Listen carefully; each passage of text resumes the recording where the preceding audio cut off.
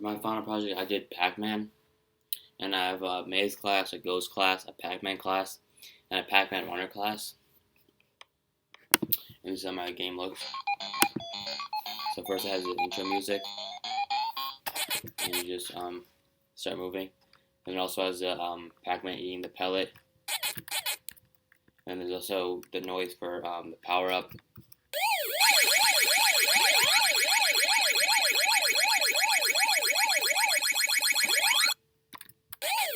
And you also have the ghost siren that goes up periodically, and that's controlled by the red ghost. You have the Pac die sound, and then you just press R to restart. So that's a ghost siren.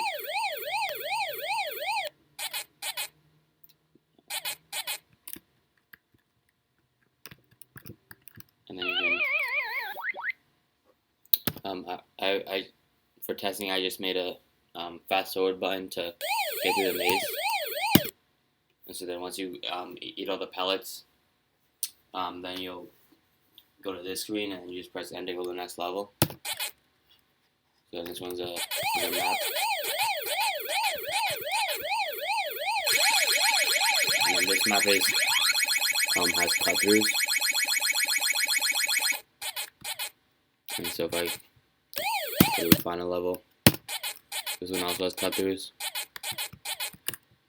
And then this is the last level, so once I finish this one, it goes to the game 1 screen. And then you can just go back to the beginning.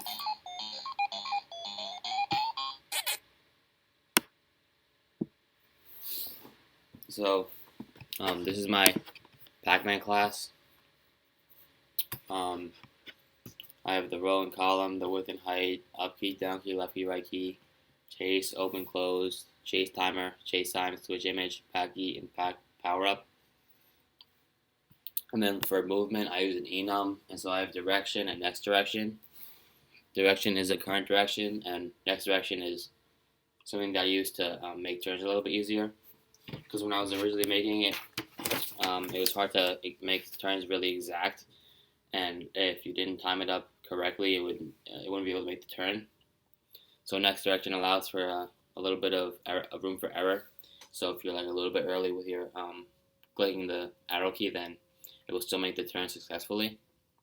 And then because it is also have the preset turn counter, so every time you make a new turn, this will start counting, and then if it's less than 3, it will save the turn, and so it like allows for the room for error. And if this is the is valid method, which helped me keep the Pac-Man on a path in the maze. And so I use a switch statement for direction, and I up, down, left, and right. And so I just checked if the whatever direction that the Pac-Man wants to go in, if it was divisible by 2, that means that would be a available spot in the maze for the Pac-Man to go. And then additionally, I had to check if it was at a the top of the maze or the bottom of the maze, or the farthest left or right, because then this could cause a out of bounds error if you subtract 1 from the row or like add 1 to the column.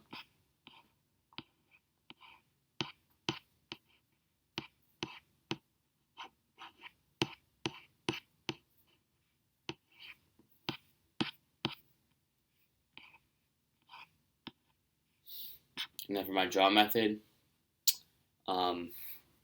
I had a open and close variable that allowed me to switch between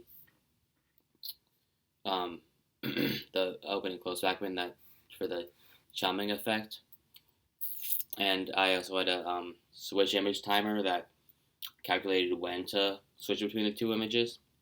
So if closed was true, then it would be the closed, and so it would look the same for all 4 directions. But if it was open, then there would be 1 for each direction, and then you would draw it however based on whether it's closed and what direction it's going in. So next, this is my ghost class. The is valid method was I do the same thing as the Pac-man class, and this was because I didn't want to include threes in that is valid because it would allow them to go back into the ghost house, and I didn't want this to happen. So in the actual update method, I had a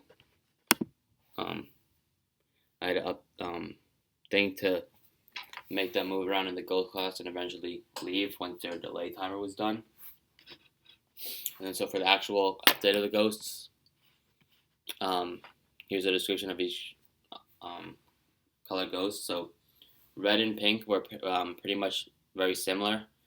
Red would have a target row and column of the Pac-man location, and pink would have a target row and column of slightly in front of wherever the Pac-man was going.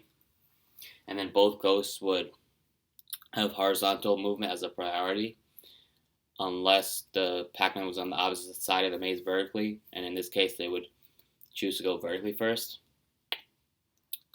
Then the blue ghost would choose between horizontal and vertical, depending on whether it was farther away vertically or horizontally. So if it was farther horizontally, it would go horizontal as a priority.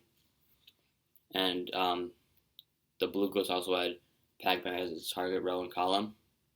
And the orange had a target row and column as a random location on the map. And if it came within a 9-block radius of Pac-man, it would avoid Pac-man. And so I used 3 different methods: prefer horizontal, prefer vertical, and avoid.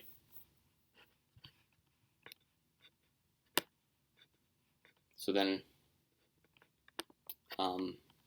I set a new direction to the return value of the method, and then at the bottom I would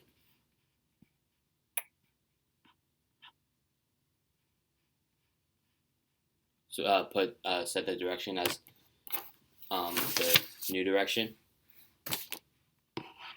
And so this is prefer horizontal.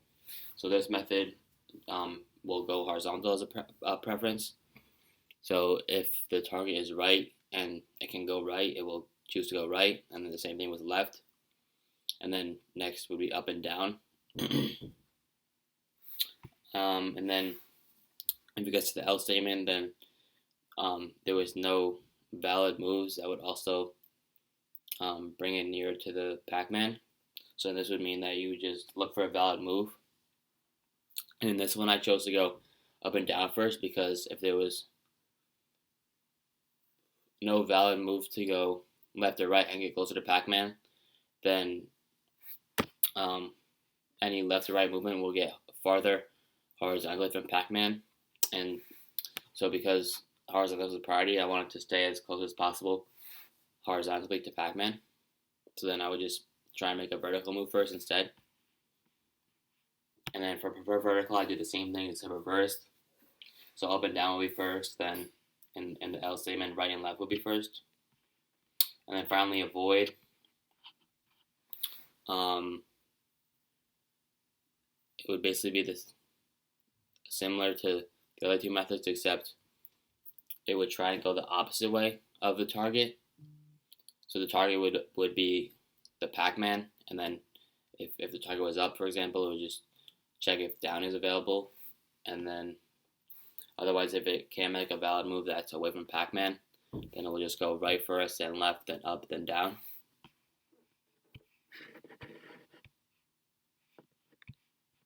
And then my draw method, I had the red, orange, pink, and blue ghosts, and then they would just draw that.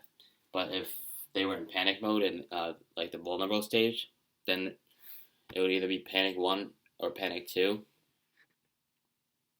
So I had a variable that would switch between panic and panic 2 when the vulnerable time was winding down and was below 18, which would alert the user that the time was winding down with a blinking effect. And so panic would stay as the image for most of the time, and then once the vulnerable time was below 18, it would just switch between the two, and the ghost would look like it was blinking. And lastly, my reset method for the ghost, it finds the dimensions of the ghost house and just gets a random location in the ghost house and sets them there for their row and column. And it also sets back the delay to whatever value is put as a parameter. So I'll show the vulnerable.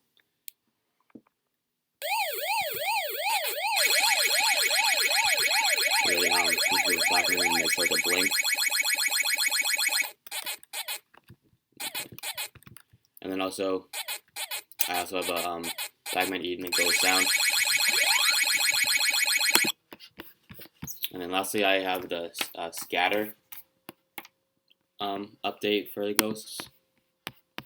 So this is when they're going through the maze for a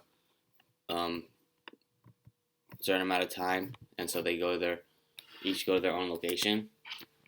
And so if scatter is true, then the red ghost will go to the top left, the pink ghost will go to the top right, and the blue ghost will go to the bottom left, and the orange ghost will go to the bottom right. And lastly, this is my maze class. I use a constructor to scan in the text file and put it into a 2D array of integers. And then this just fast forward through the maze and let me test out different levels without having to win each one. And then my draw method, I use a switch statement again. And so zeros would be pellets, ones would be walls, twos would be empty paths, which would start out as pellets, and once Pac-Man crossed them, they would be switched. And 3 would be a ghost house. So this is only where ghosts can go, and then they can't return once they leave. 4 is a power pellet. 5 is the exit out of the ghost house, which once again only ghosts can go, and they also can't return to this. And then 6 is a pellet, except it's different from 0 because it's a flip side to the other side of the maze. So this is I'll show a level with a cut through. There's cut throughs on levels 2 and 3. This is level 2. And then I also have two different cut throughs on level 3. And so 6 would be a pellet that's a flip side to the maze, and then 8 would be a path that's a flip side to the other maze. And lastly, 9 is just a yellow block, which I use on level 2. So here I'll just go through the game stages in the Pac-Man Runner class. Round over is when the Pac-Man dies, but he still has life left. Game over is when all the lives are gone, and game 1 is when all the pellets are gone from the maze. So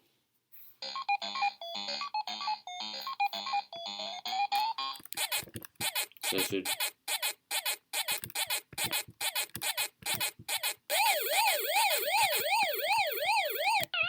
be round over. So then it subtracts a life and makes a Pac-Man dying sound that you can just press R to restart.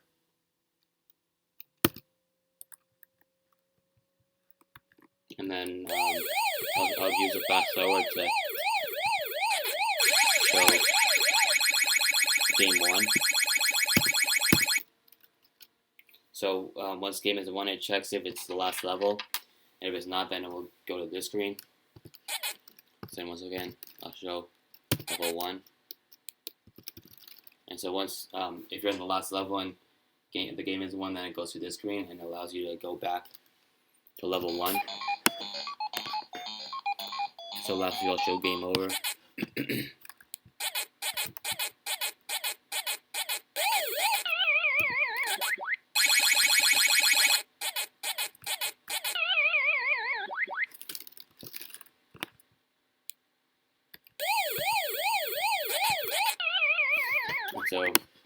um, so here it says restart, and then so all 3 lives are lost. So it brings you to this screen, and then once again allows you to restart your game back to level 1 or from whatever level you're on.